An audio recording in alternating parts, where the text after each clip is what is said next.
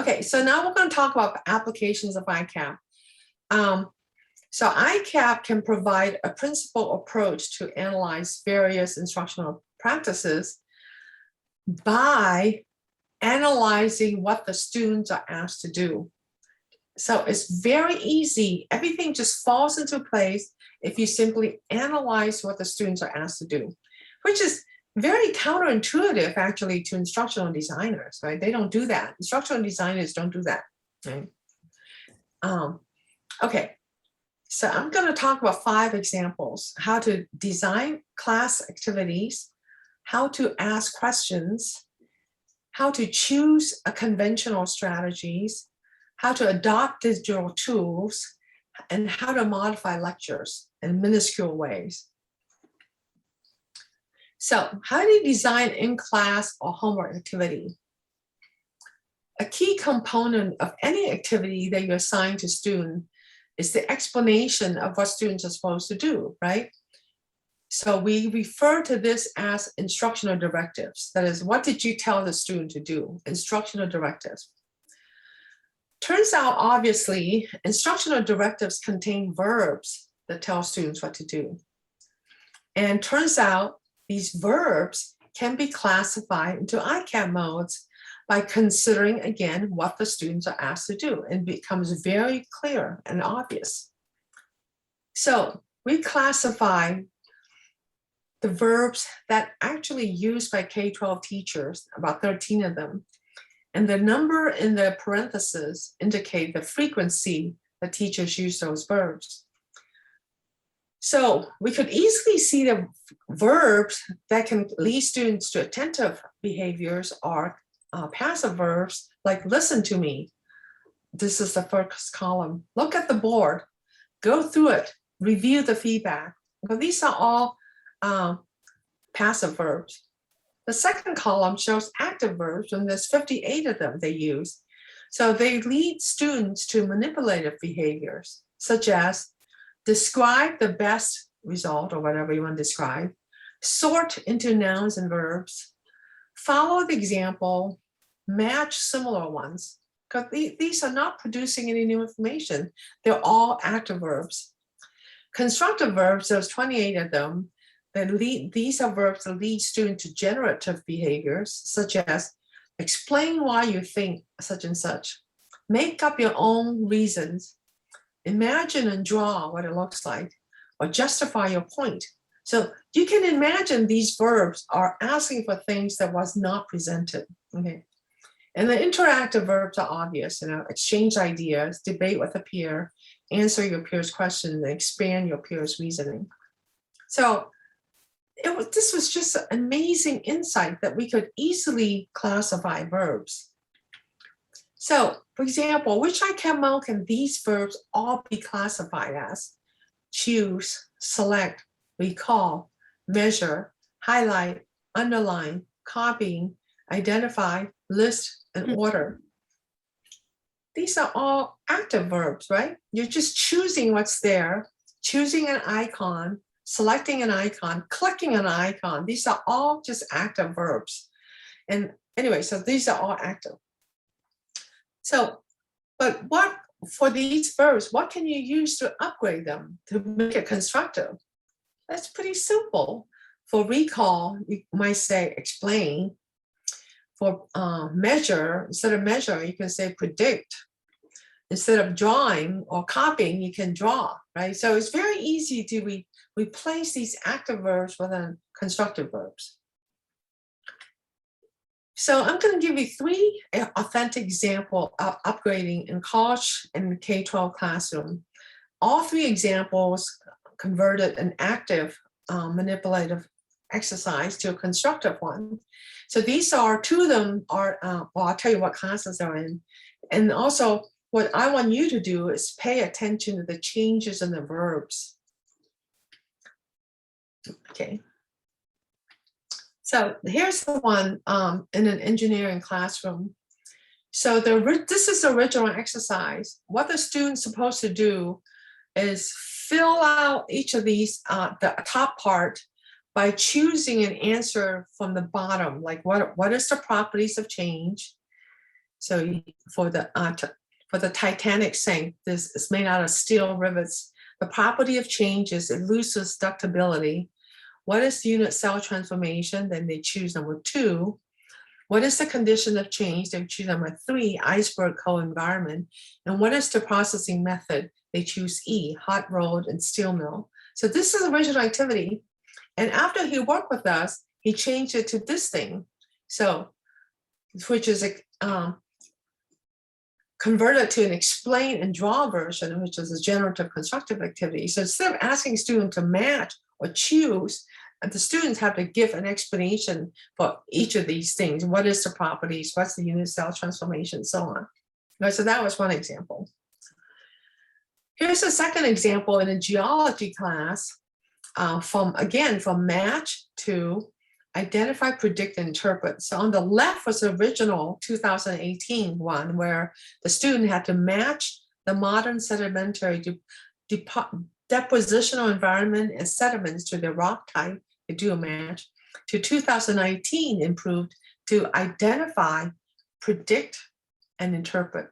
Okay, interpret these 4 sedimentary rock specimens, interpret their dispositional environments. So that was these are real examples they use in classroom. The third example is a pre-K. This is typical. So on the left is, that should match, okay. And on the left is called car sorting, which is an active task. You just take the cars from down below and put 3/4, the 3/4 with the first row for 0.75, took the second one and put it in the second row and so on. So this is a very, very common active car sorting task that K-12 students are often asked to do. So this teacher converted to an interactive one, that is, with the worksheet on the right, you're supposed to generate 3 equivalent representations for each section, a fraction, decimal point, percentage, and so on. And then you can create this with collaboratively with a friend. So this is how they did it. Was this very straightforward. So that was the first example.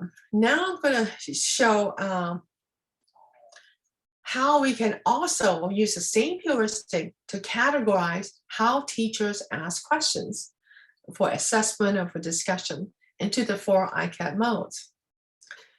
So I'm going to go through these questions that we actually gather from teachers that we can classify. So the way you want to ask yourself is in order to analyze this is, what content information does an active question ask for? Is your information given that's beyond the instructional information? That's all you have to ask. So the 3 examples these are real examples. Describe what we talked about yesterday, which is asking students to recall and restate what's already known. This is K-12. Can you tell such and such? Indicates that students can just read off or make a perceptual comparison of what is shown. You ask them, what can you tell about the size? And maybe do a simple visual comparison. Or tell me the number is asking students to do a quick calculation, which they already know how to do, okay? So these are active questions that tend to require students to recall, carry out, or compute some information that were previously provided, or discriminate and describe what is shown visually. We classify these as active questions. It's not, I don't know why I can't advance. Okay, that did it. So what content information does constructive question ask for?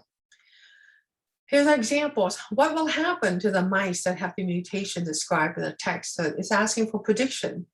Why do you think so? It's asking for explanation.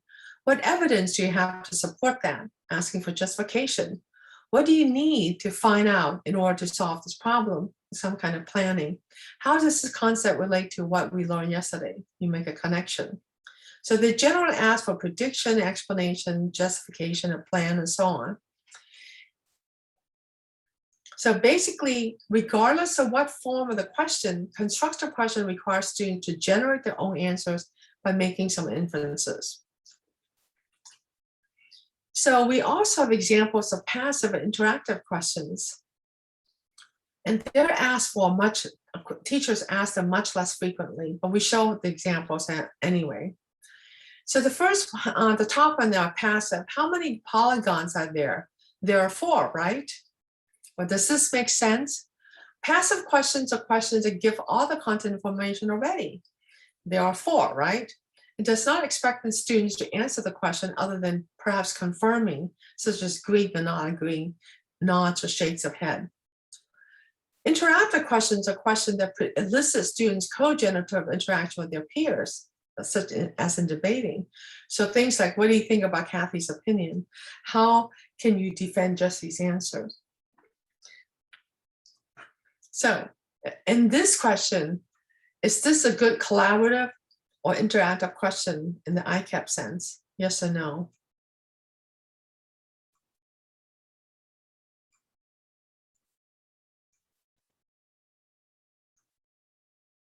Who disagrees with Nicole? Yes or no? Is that a good interactive question? Oh, no. Okay, why not? Because it's a yes or no question. Right. It doesn't ask for any explanation, right? It doesn't ask for anything else besides just yes or no. So what I want you to notice, see, in order to appreciate this change in how we analyze things, you have to know sort of the background research, which I don't even know all the research. I just have a passing, I don't even know about it till I start thinking about it.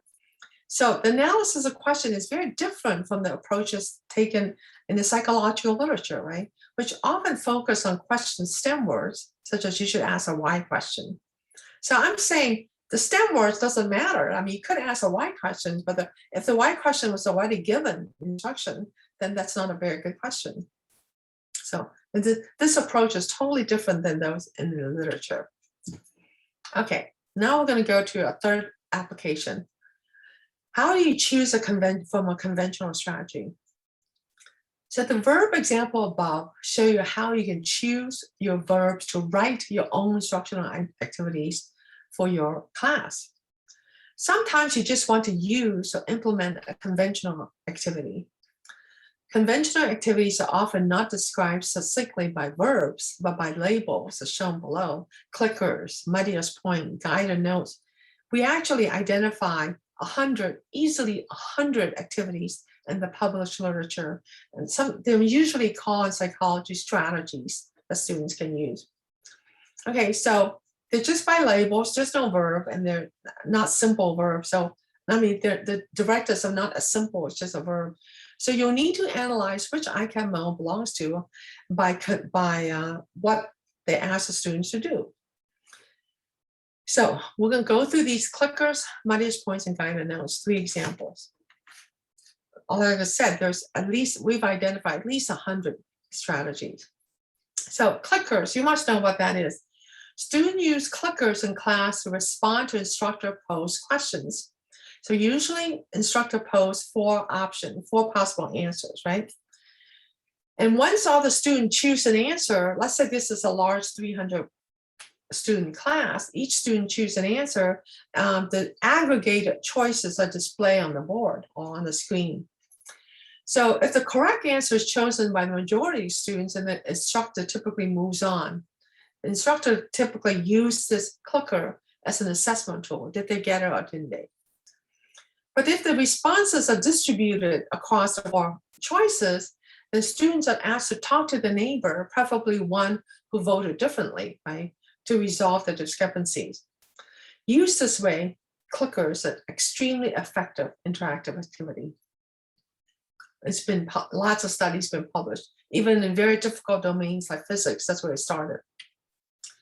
However, often instructors, as I said, use clickers without the interacting part. Then the activity is reduced to which mode?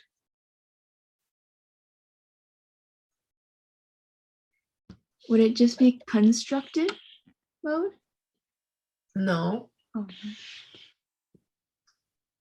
Why is it not constructive? Oh, because they wouldn't be generating their own kind of choices. Right. They're just choosing an answer. They gave them 4 choices. They're just choosing one. So there's just an active activity. They've reduced interactive, which is very effective, down to an active activity. Okay, here's guided notes versus Cornell notes. Are they in the same ICAP mode? So let me go over guided notes. These are both activities used a lot in the literature, right? In the classroom too. So here on the left is guided notes. Guided notes, typically you show students some material, let's say a lecture slide, and then you give students the thing on the bottom, which is, like notes with blanks. And what you're supposed to do is to fill in the missing words, which happens to be are the ones shown in red. So all you have to do is find the right words. I just highlight them in red and fill them in. So that's guided notes. Now, a lot of people like to use Cornell notes. Cornell notes also provide a blank page for students and sort of like segment into these sections. So on this left column, 30% of the page, you're supposed to write down what is the main idea or the keywords. On the 70% of the page, you're supposed to write connections to concept and questions in the left column. And then in the bottom of the page, you're supposed to write a summary. So which mode is guided notes? Active. Yep. Which mode is Cornell notes? Constructive. Right. So we now can easily decide which one is better. So we have a principled approach to analyzing these things now, whereas people just randomly use one or the other.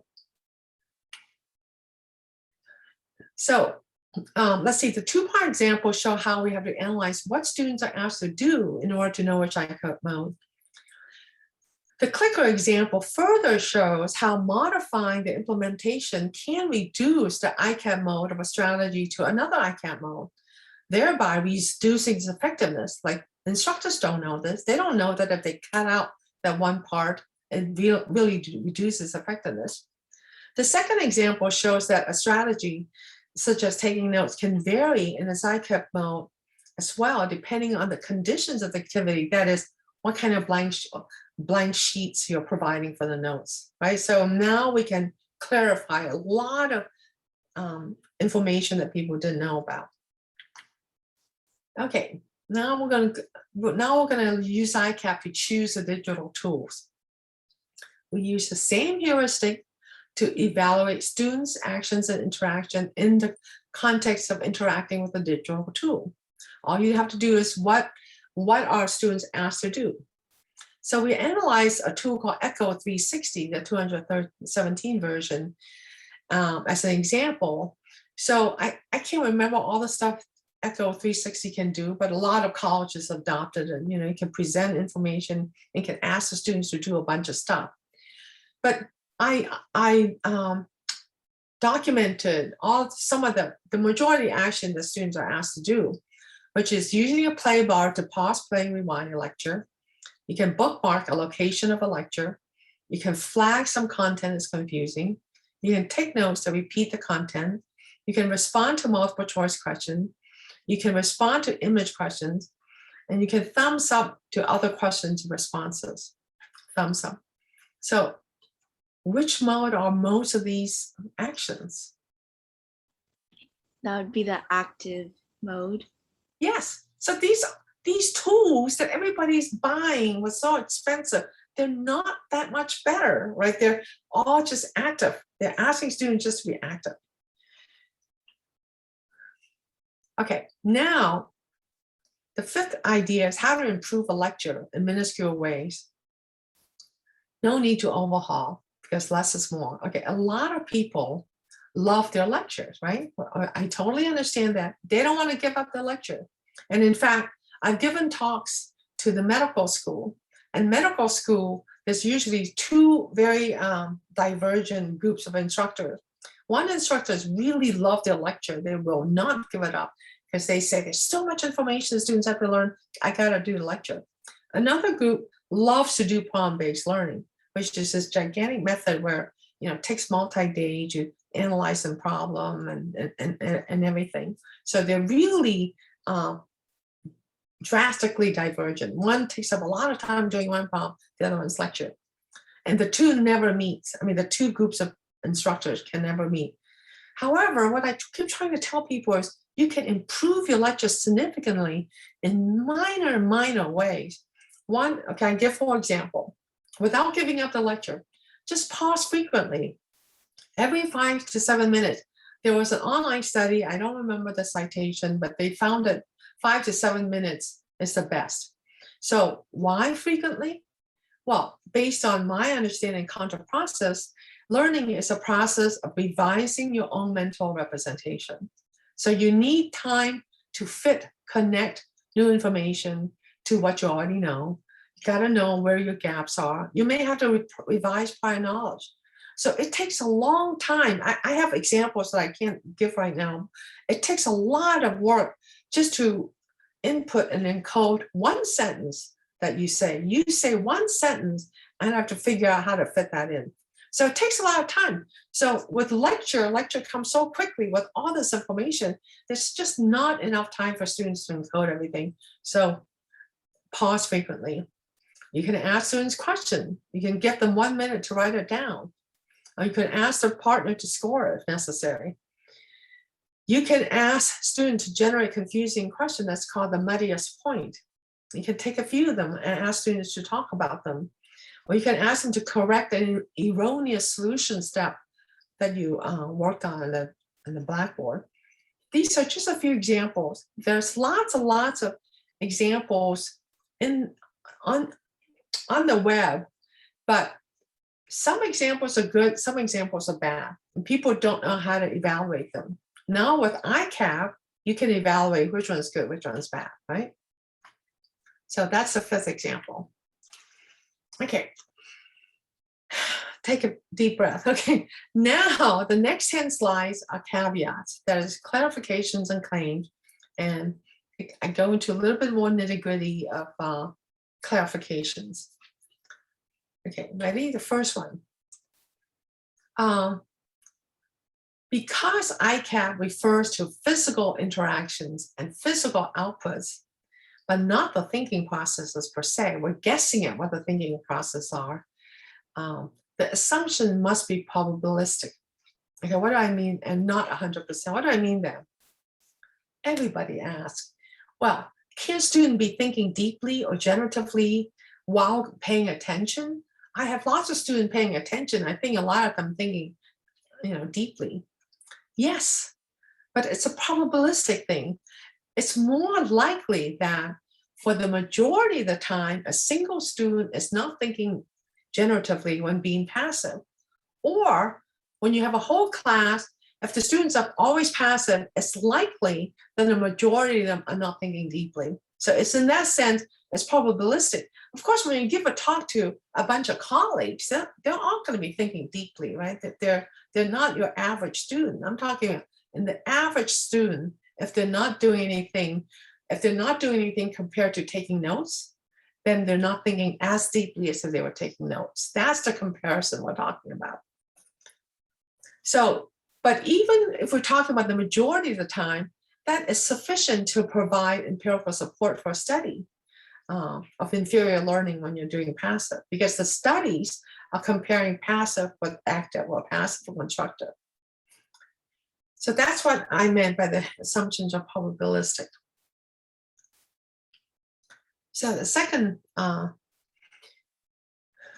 caveat, interacting with a peer, as well, we already mentioned, does not mean or guarantee collaborating in the ICAP interactive mode. You could also be interacting with tool, system, or content. There are many ways that dyads can interact and collaborate in the common sense lay use of the word. They can collaborate by interacting actively with each other, such as physically passing a mouse back and forth, showing and pointing, or repeating each other's comments. Dyads can collaborate without interacting in a divide and conquer way of collaborating. For example, they decide, okay, you do this part, I'll do this. You do the multiplication, I'll do the division, and then we'll come back and together. That's not collaborating, okay? Within the dyads divide and conquer way, dyads can also each interact just actively, not even constructively. And so only collaborating in a reciprocal co-generative way does learning exceed that of constructive mode? So if you interact all these other ways, it won't exceed constructive mode. This is why the literature on collaboration is not always great. It's in fact only 25%, there's a meta-analysis done, only 25% of published studies show that collaborative is better than some other way. And so what I've done is that I have looked at, I generate a potential artificial dialogue, and I can code each dialogue, each turn, as whether it's an active response, interact, collaborative response or not. And if you just use ICAP to identify each turn that somebody took, you can see only 25% of the time, there's like 12 dialogue patterns, 25% of the time, students are collaborative correctly and completely matches this meta-analysis that somebody else did. Okay, so it's not often that you get it the right way. This is why collaborative does not guarantee better in the laboratory studies. Okay, so there's no evidence right now of what's the best training method to give students for how to collaborate. There's just not enough. I searched and searched, and we even tried many things ourselves. There isn't any solid evidence. So the best thing we can do in practice is just to tell students to avoid dialogues that one person dominate a partner, the divide and conquer, that's not collaboration, we shouldn't do that. And we should not work in parallel and not interact. So that's all you can do is tell them to avoid those and hope that they collaborate correctly. And tell them to focus on what the partner says. You may also suggest some good physical behaviors like sitting next to each other, facing each other, take turns frequently and do not take the floor, control the floor. Joint attention, pay attention to what your partner show or points to. It turns out, again, this is pilot study, we found a significant correlation in terms of coding these physical behavior, whether they're sitting next to each other and facing each other and talking to each other, with a careful analysis of dialogue, and how in fact, in other words, our coding a collaboration using just the physical behavior correlated with learning. So that's a close, good approximation is what I'm trying to say. Okay, so is this interactive collaboration that ICAP sends? This is the common conception in the literature. Is this collaboration, good collaboration? Is this a good way to have collaboration? Yes or no? No, this wouldn't be. Yes, this is how people think it. There's many, many studies done where they give each partner different knowledge, and then they show that voila, when they work together, they do better. Well, of course they do better. They're lacking the other knowledge. In the example I show you with the two heads, I purposely gave them the same knowledge. Even with the same knowledge, there's advantage to collaboration. Okay. Caveat 4, some tasks are truly too ambiguous to classify. People get all bent out of shape. They say, well, which mode is this, right? Or is it in between mode? Don't worry about it. But there are really 3 reasons why sometimes a task is difficult to classify. One is that it depends on the knowledge of the student. So for example, for some students who already know how to solve a problem, solving this problem will be active because they already know how to solve it. They just have to recall the solution.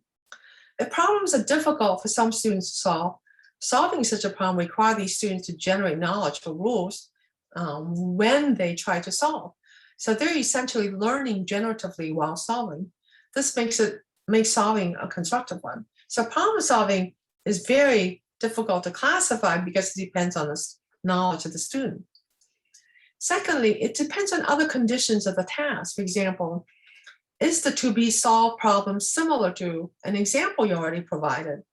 That's some condition. So if you provide an example identical, similar to the one you asked them to solve, then that's just active, right? Because the student can just copy the solution steps. Some tasks truly contain characteristics from 2 different modes. For example, elementary teachers like to ask students to read out loud the entire passage or whatever.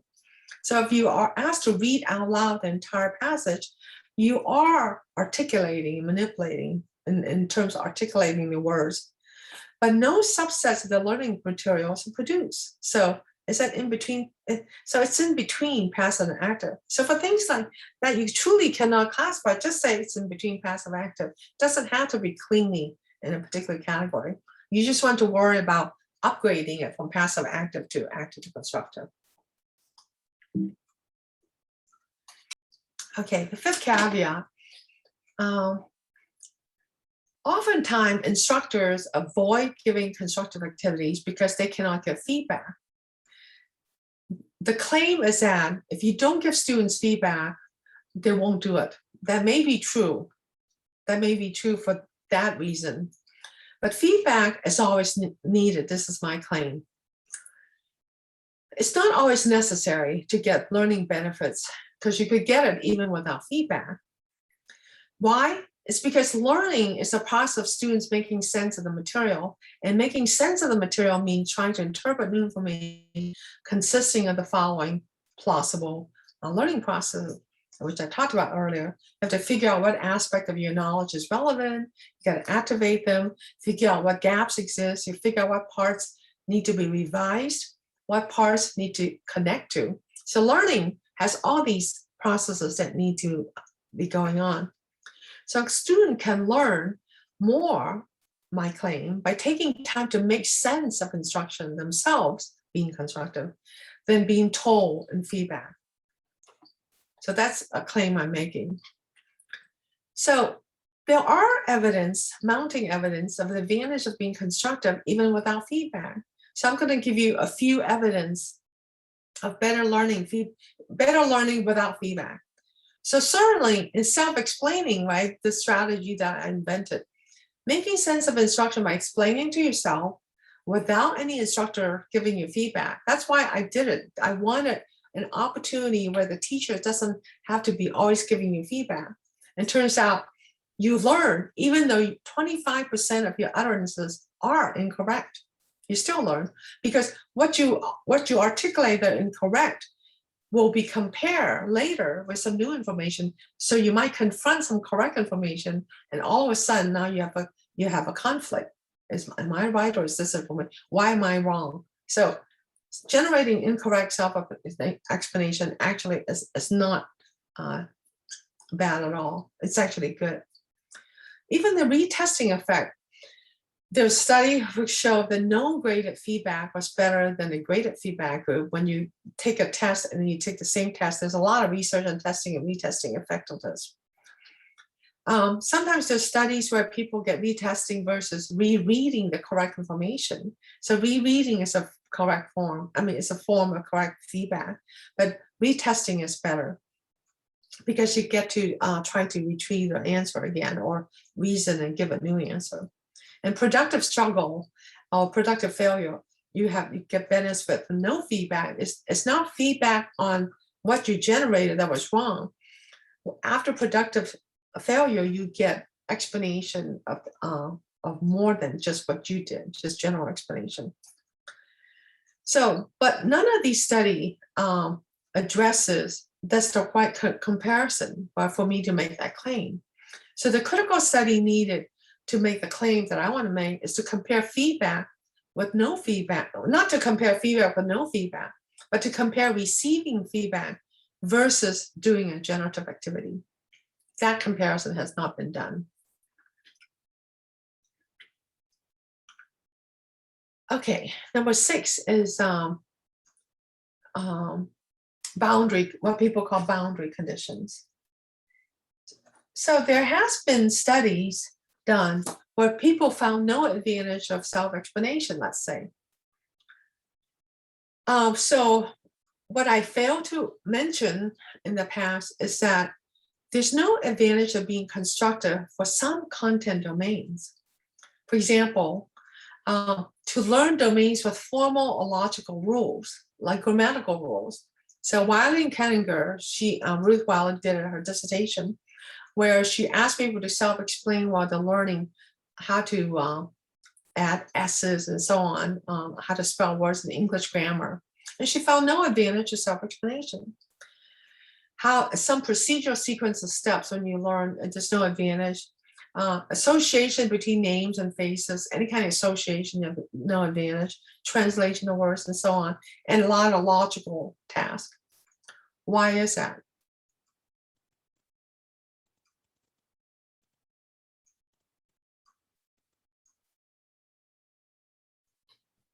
I kind of thought that all of these things like grammar and operating ATM machines and stuff are all created by humans. So there's no logical rule, or like there's no kind of concept behind things like this. It's just like, it's just what it is. Yeah. So there's only you can only memorize it. Right. That's pretty good. So basically, no amount of inferences, justification, or rationale that you can provide for these rules, because there aren't any. You just have to associate this thing with the space, right? There's no reasoning. So you can't, being constructive is to make a richer representation. You cannot make a richer representation for these things. So therefore, being constructive, like self-explaining, just wouldn't help. So you're right.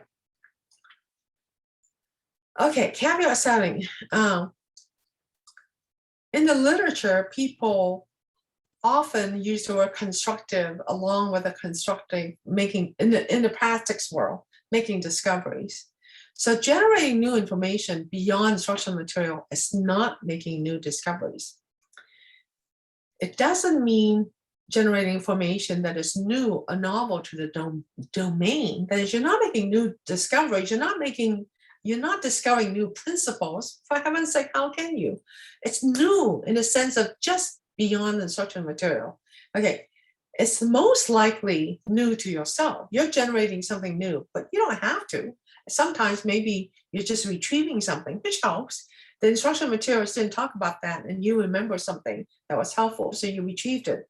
And that's useful too. You're generating something that's applicable to this content. So now I want to talk about what beyond instruction means. What is the amount of information that you have to generate to be beyond instruction? It could be really minute. It could be just one little inference. You can infer the size of an organ when it's not described. You could just say, you're reading about the heart, and you can infer, well, maybe the heart is about 2 pounds, or it's about the size of a wrist or fist. You could just generate one little inference. The advantage of one little inference is that if you keep doing it repeatedly and cumulatively, it really helps you learn, because you're just adding little connections and little inference continuously when you read. A little bit bigger, when you compare or contrast two things that's presented to you, the similarities and differences are obviously new information. It was not presented. Explaining a justification, that's new.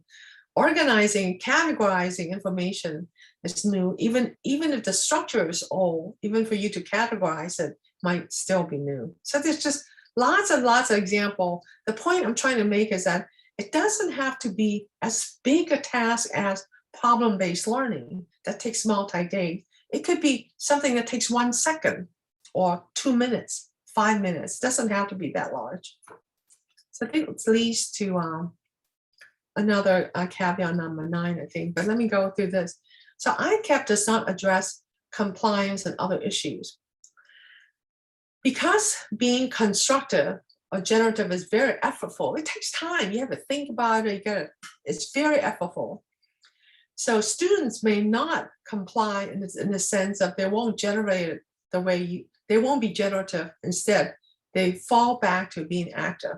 For example, you ask them to generate notes in their own words, but they decide to copy some notes and copy some of the words, right? So they don't generate themselves.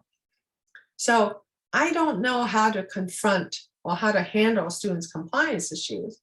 So what students actually do is probably always less than what you ask them, but the data shows that even without full compliance, your overall student learning is still better, even without full compliance. We also cannot address motivation issues, right? And I also cannot address individual differences, that's low and high achievers, in the sense of adapting it. So I haven't adapt ICAP in this application. I think it should improve all students' learning, but I haven't adapted specific population, for example. Finally, the third most important thing to know is that when I talk about improved learning, I mean learning with respect to yourself, right? When you're generative, or the average across class. So if you're being generative, you learn more than if you weren't generative. I'm not saying everybody's going to get A's. So so it's really within yourself. Okay, this is also important. ICAP cannot, people ask me this a lot, ICAP cannot predict tasks within a mode that varies complexity.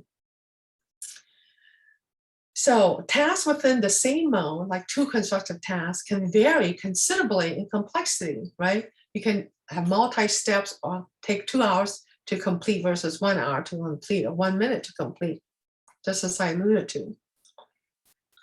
So some could be really large multi-step, like project-based learning is really large. Or so, for example, if you have somebody who built 28-piece Lego model, which is active, so is building a 100-piece Lego model. That's also active, right? So even though one will take longer to complete, they're both still in the active mode. So ICAP can only predict across modes, such as building Lego may be less effective for learning than designing an experiment or predicting its outcome. So ICAP is strictly for making that kind of predictions.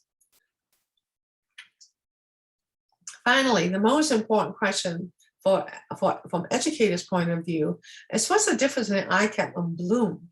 It took me a while to figure this out because Bloom also has verbs. Okay, the fundamental difference is that Bloom describes ways to assess the knowledge the students have already acquired, whereas I'm talking about how to enhance students' learning while they learn new knowledge.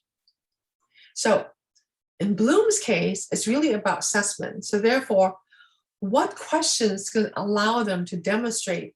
What questions should the instructor design to ask them that will allow them to demonstrate, allow the students to demonstrate what knowledge and level of understanding students already have? So suppose students have learned a lot of knowledge to Bloom's high evaluation level 5 or 6. Then they can use that knowledge to choose the best answer, decide on what's the best answer, rank who's the best, and select the most effective method. They can do all that if you have a lot of knowledge.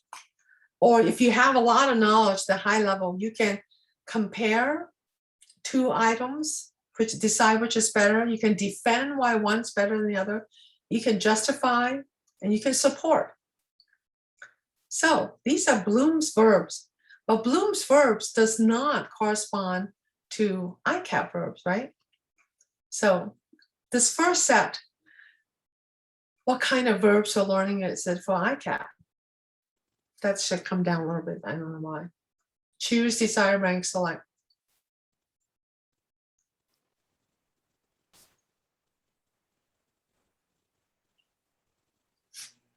For ICAP, those are active verbs, right? And for the lower group, compare, defend, justify, support, those are constructive verbs for ICAP. However, for Bloom, these are all verbs you should use to design questions to assess one of the highest level of knowledge. So that's how ICAP and Bloom verbs are sort of confusing. They won't line up. I hope that's clear.